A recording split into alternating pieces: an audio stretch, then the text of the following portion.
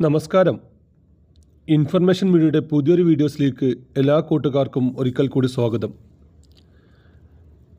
December മാസത്തിലെ pension അറിയിപ്പുമായിട്ടാണ് information videos വന്നിട്ടുള്ളത്. സാധാരണ നമുക്ക് പെൻഷൻ ലഭിക്കാറ് ആ മാസത്തിലെ അവസാനത്തിൽ, അതായത് 25-ാം തീയതിക്ക് ശേഷമാണ് പെൻഷൻ ലഭിക്കാറ്. എന്നാൽ ഡിസംബർ മാസം നടക്കുന്ന പഞ്ചായത്ത് ഇലക്ഷന് മുമ്പ് തന്നെ പെൻഷൻ വിതരണത്തിനെ കുറിച്ചാണ് സർക്കാർ നോക്കാൻ പോകുന്നത്. എന്നായിരിക്കും നമുക്ക് പെൻഷൻ ലഭിക്കുക? ഇപ്പോൾ പെൻഷൻ ലഭിച്ചുകൊണ്ടിരിക്കുന്ന ആളുകൾക്ക് തുടർന്നും പെൻഷൻ ലഭിക്കണമെങ്കിൽ എന്തെല്ലാം കാര്യങ്ങൾ ശ്രദ്ധിക്കണം എന്നതിനെക്കുറിച്ചെല്ലാം വളരെ വിശദമായി നോക്കാം. അതിനു മുന്നോടിയായി ഇൻഫർമേഷൻ മീഡിയയുടെ വീഡിയോസ് നിങ്ങൾ ആദ്യമായിട്ടാണ് കാണുന്നതെങ്കിൽ ചാനൽ സബ്സ്ക്രൈബ് ചെയ്യാൻ മറക്കരുത്. ഇൻഫർമേഷൻ മീഡിയ എന്ന നമ്മുടെ യൂട്യൂബ് ചാനൽ ഒരു തരത്തിലുള്ള മതപരമായ കാര്യങ്ങളോ രാഷ്ട്രീയപരമായ കാര്യങ്ങളോ വരുന്നതല്ല. ഗവൺമെൻറ്റിൽ നിന്ന് ലഭിക്കുന്ന സേവനങ്ങൾ, ആനുകൂല്യങ്ങൾ, അറിയിപ്പുകൾ എന്നിവയെക്കുറിച്ച് മാത്രമായിരിക്കും വീഡിയോസുകൾ വരുന്നത്. ശ്രദ്ധിക്കുക, ഗവൺമെൻറ് സേവനങ്ങളും അറിയിപ്പുകളും എപ്പോൾ വേണമെങ്കിലും പുതിയ മാറ്റങ്ങൾ വരാം. നിങ്ങൾക്ക് ഏറ്റവും പുതിയ അറിയിപ്പുകൾ ലഭിക്കാൻ ചാനൽ സബ്സ്ക്രൈബ് ചെയ്ത് തൊട്ടടുത്തുള്ള ബെല്ലൈക്കൺ കൂടി ക്ലിക്ക് ചെയ്യുക. ഫേസ്ബുക്കിലാണ് വീഡിയോ കാണുന്നതെങ്കിൽ ഇൻഫർമേഷൻ മീഡിയ എന്ന നമ്മുടെ ഫേസ്ബുക്ക് ചാനൽ ഫോളോ ചെയ്യാൻ കൂടി മറക്കരുത്. നമുക്കറിയാം, കഴിഞ്ഞ മാസമായിരുന്നു സർക്കാർ പെൻഷൻ പ്രഖ്യാപിച്ചത്. പെൻഷൻ 400 രൂപ കൂടി 2000 രൂപ ലഭിക്കുമെന്ന് പറഞ്ഞിരുന്നത്. അത് ഈ കഴിഞ്ഞ ദിവസങ്ങളിൽ തന്നെ എല്ലാ ആളുകൾക്കും ഇപ്പോൾ പെൻഷൻ ലഭിച്ചിട്ടുണ്ട്. ഒരു 5 ദിവസം മുമ്പ് പെൻഷൻ അക്കൗണ്ടുകളിൽ എത്തിയിട്ടുണ്ട്. അതിനുശേഷം ഇന്നലെയും ഇന്നുമായി എല്ലാം പെൻഷൻ കൈകളിലെത്തുന്ന എല്ലാ ആളുകൾക്കും പെൻഷൻ വിതരണം പൂർത്തിയായിട്ടുണ്ട്. അതോടുകൂടി തന്നെ നവംബർ മാസത്തിലെ പെൻഷനും ഇതുവരെയുള്ള കുടിശ്ശികയെല്ലാം കൊടുത്തു തീർത്തിട്ടുണ്ട് സർക്കാർ.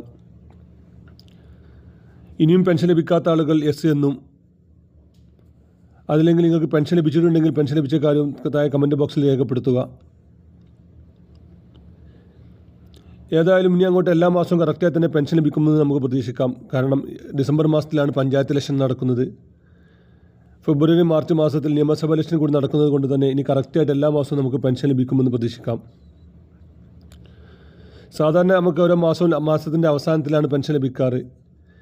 എന്നാൽ അടുത്ത മാസം ഡിസംബർ മാസം തുടക്കത്തിലാണ് പഞ്ചായത്ത് ഇലക്ഷൻ നടക്കുന്നത്. അതിന് മുന്നോടിയായി തന്നെ ചിലപ്പോൾ 5-ാം തീയതിയോ 6-ാം തീയതിയോ നമുക്ക് പെൻഷൻ പണം കൈകളിലെത്തുന്നതാണ്.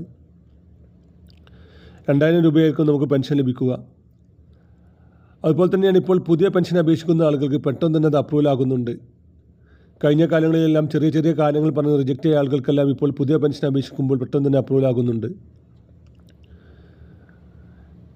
മുമ്പെല്ലാം നമ്മൾ പെൻഷൻ അപേക്ഷിച്ച് കഴിഞ്ഞാൽ നമ്മുടെ പെൻഷൻ റിജക്റ്റ് ആകുന്നത് ചിലപ്പോൾ ചെറിയ ചെറിയ കാര്യങ്ങൾ പറഞ്ഞുകൊണ്ടായിരുന്നു. അങ്ങനെയുള്ള കാര്യങ്ങളൊന്നും ഇപ്പോൾ നടക്കുന്നില്ല. പെട്ടെന്ന് തന്നെ ഇത് അപ്രൂവൽ ആകുന്നുണ്ട്. അതുകൊണ്ട് തന്നെ 60 വയസ്സ് കഴിഞ്ഞ ആളുകൾ, 50 വയസ്സായിട്ടും വിവാഹം കഴിക്കാത്ത ആളുകൾ, വിധവകളായ ആളുകൾ, ഇങ്ങനെയുള്ള ആളുകൾക്കെല്ലാം ഇപ്പോൾ പെൻഷൻ അപേക്ഷിക്കാം. പഞ്ചായത്തുകളിൽ ഏതൊരു അപേക്ഷ നമ്മൾ നൽകേണ്ടത് ഓൺലൈൻ വഴിയാണ്. സ്വന്തമായി നൽകാൻ സാധിക്കാത്ത ആളുകൾ അക്ഷയ കേന്ദ്രങ്ങൾ വഴിയോ മറ്റു ഓൺലൈൻ ജനസേവന കേന്ദ്രങ്ങൾ വഴിയോ നിങ്ങൾക്ക് അപേക്ഷ സമർപ്പിക്കാം.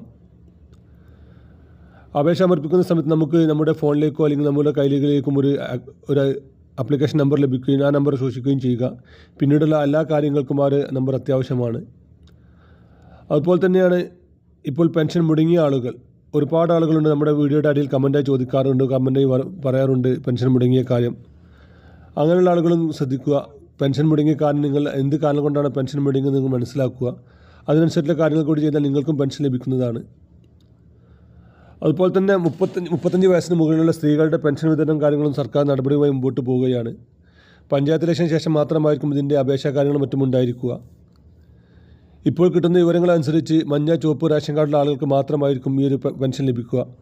അതുകൊണ്ട് തന്നെ ഇപ്പോൾ അർഹതയുണ്ടായിട്ട് നീല, വെള്ള റേഷൻ കാർഡ് ഉപയോഗിക്കുന്ന ആരെങ്കിലും ഉണ്ടെങ്കിൽ അവർ എത്രയും പെട്ടെന്ന് തന്നെ നിങ്ങൾ ചുവപ്പിലേക്ക് മാറാൻ അപേക്ഷ സമർപ്പിക്കുക. 1000 സ്ക്വയർ ഫീറ്റിന് താഴെയുള്ള വീട്ടിൽ താമസിക്കുന്ന ആളുകളാണെങ്കിൽ ഇപ്പോൾ ചുവപ്പിലേക്ക് മാറാൻ സാധിക്കുന്നുണ്ട്.